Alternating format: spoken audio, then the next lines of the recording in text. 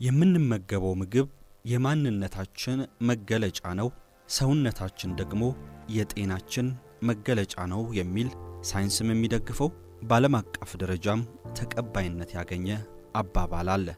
ይህ አባባል ታዲያ በየቀኑ ወደ ሰውነታችን የምናስገባቸው ምግቦች በጤናችን ላይ አሉታዊም አዎንታዊም ተጽዕኖን ያመጣሉ።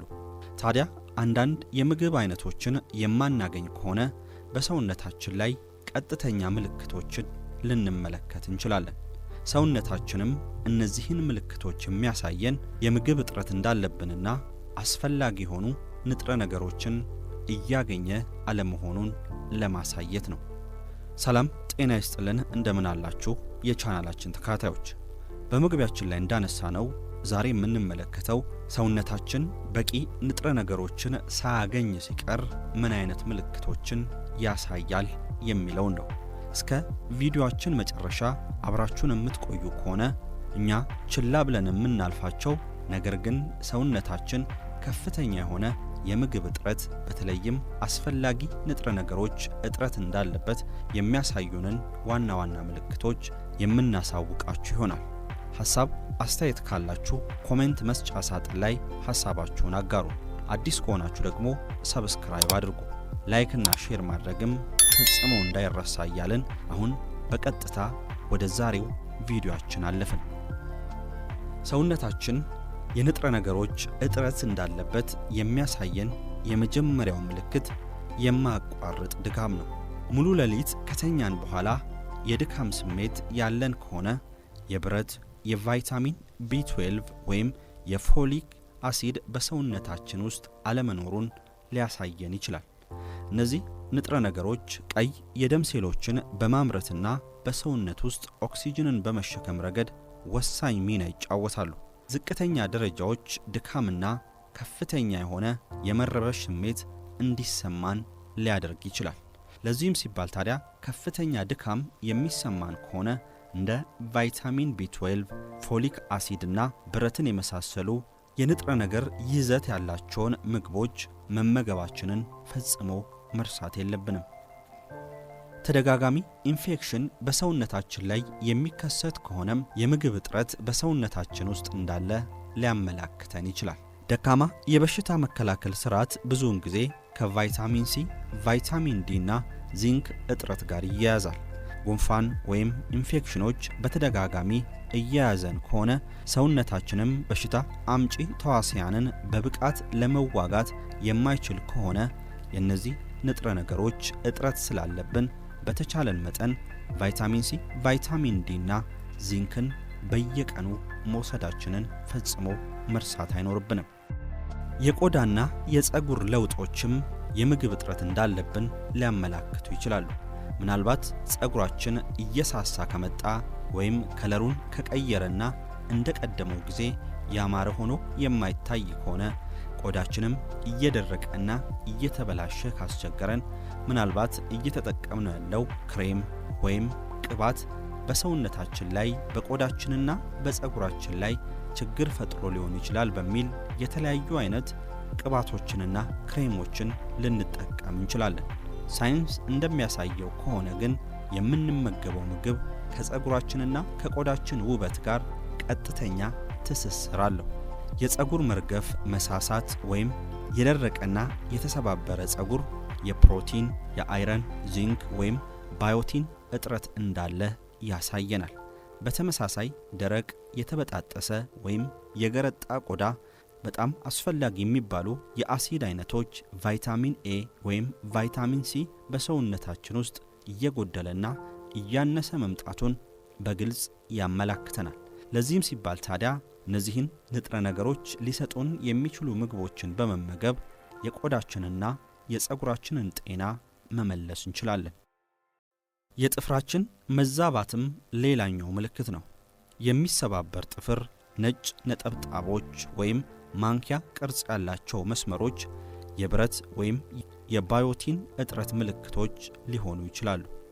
መስመሮች የሰውነታችንን ውስጣዊ የንጥረ ነገር ምግብ ደረጃዎች ስለሚያንጸባርቁ የአመጋገብ ሁኔታችንን መቀየራችንን ፈጽሞ መርሳት የለብንም።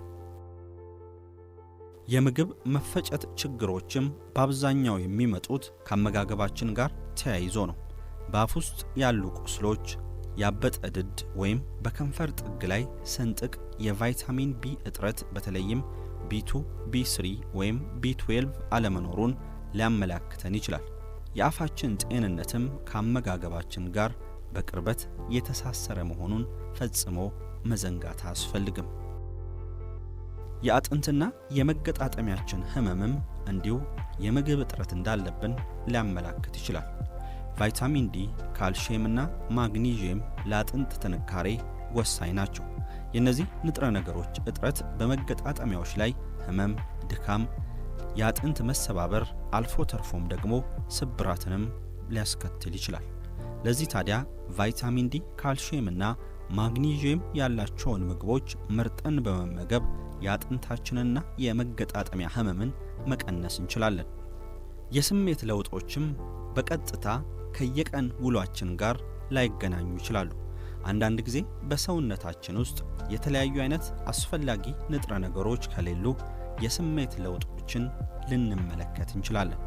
የመረበሽ፣ የመንፈስ ጭንቀት ወይም ትኩረትን የመሰብሰብ ችግር ኦሜጋ 3 ፋቲ አሲድ፣ ቫይታሚን ዲ ወይም ቫይታሚን ቢ ዝቅተኛ ደረጃ ላይ መሆናቸውን ያመላክተናል።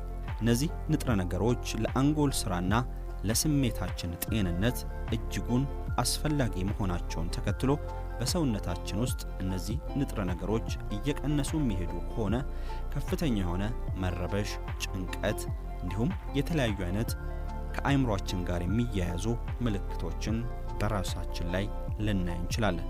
ለዚህም ሲባል ታዲያ ኦሜጋ ፋቲ አሲድ፣ ቫይታሚን ዲ ወይም ቫይታሚን ቢን በከፍተኛ ሁኔታ በመውሰድ ጤንነታችንን መጠበቅ፣ የመረበሽ የጭንቀት ስሜታችንንም መቀነስ እንችላለን።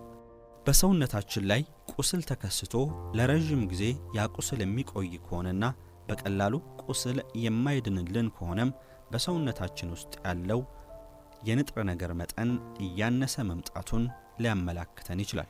ቁስሎች ለመዳን ረዘም ያለ ጊዜ ከወሰዱ ይህ በቂ ያልሆነ የቫይታሚን ሲ ወይም የፕሮቲን መጠን በሰውነታችን ውስጥ እንደሌለ ሊያመላክት ይችላል። እነዚህ ንጥረ ነገሮች የህብረ ህዋሳትን ለመጠገንና ለማገገም አስፈላጊ ናቸው። ለዚህም ሲባል ታዲያ ቁስል በሰውነታችን ላይ ወጥቶ ቶሎ የማይድን ከሆነ እነዚህን ሁለት ወሳኝ ንጥረ ነገሮች ያላቸውን ምግቦች አፈላልገን መመገብ አለብን። የማይታወቅ የሰውነት ክብደት ለውጦችም እንዲሁ የምግብ እጥረትን ሊያመላክቱ ይችላሉ። ድንገተኛ ክብደት መቀነስ ወይም የአመጋገብ ለውጥ ሳይደረግ መጨመር ሜታቦሊዝምና የሆርሞን ቁጥጥርን ከሚነኩ የምግብ እጥረት ጋር ሊገናኝ ይችላል። ለዚህም ሲባል ታዲያ አመጋገባችንን በማስተካከልና በቂ ንጥረ ነገር ያላቸውን ምግቦች በመመገብ የሰውነት ክብደታችንን መቆጣጠር እንችላለን። በዚህ ሁሉ ውስጥ ታዲያ የተመጣጠነ ምግብ እጥረት ችላ ከተባለ እንደ ደም ማነስ፣ ኦስቲዮፖሮሲስ ወይም የበሽታ መከላከል መታወክና ስር የሰደደ ሁኔታዎችን ሊፈጥርብን ይችላል። ቀደም ብሎ ጉዳዩን ማወቅ የአመጋገብ ማስተካከያዎችን እንድናደርግ ወይም ተጨማሪ ምግቦችን በሙያዊ መመሪያዎች እንድንጀምር ያስችለናል። መደበኛ ምርመራዎችና የደም ምርመራዎች ከባድ ከመሆናቸው በፊት ጉድለቶችን ለመለየትም ይረዳናል። የንጥረ ነገር እጥረት በሰውነታችን ውስጥ እንዳይኖር ታዲያ በተደጋጋሚ ምርመራዎችን ማድረግ ያስፈልጋል። ምርመራዎችን በምናደርግበት ወቅት የብረት፣ የቫይታሚን ዲ፣ የቫይታሚን B12 እና ሌሎች ጉድለቶችንም በትክክል ልንመለከት እንችላለን። የተመጣጠነ አመጋገብንም የህይወት ዘይቤያችን ማድረግ እንችላለን። የተለያዩ ፍራፍሬዎችን፣ አትክልቶችን፣ ጥቅጥቅ ያሉ ፕሮቲኖችንና ጤናማ ቅባቶችን በአመጋገባችን ውስጥ በማካተት ጤናችንን መጠበቅ እንችላለን። ውሃንም በቀን ውስጥ ቢያንስ 2 ሊትርና ከዛ በላይ መጠጣታችንን ፈጽሞ መርሳት አይኖርብንም።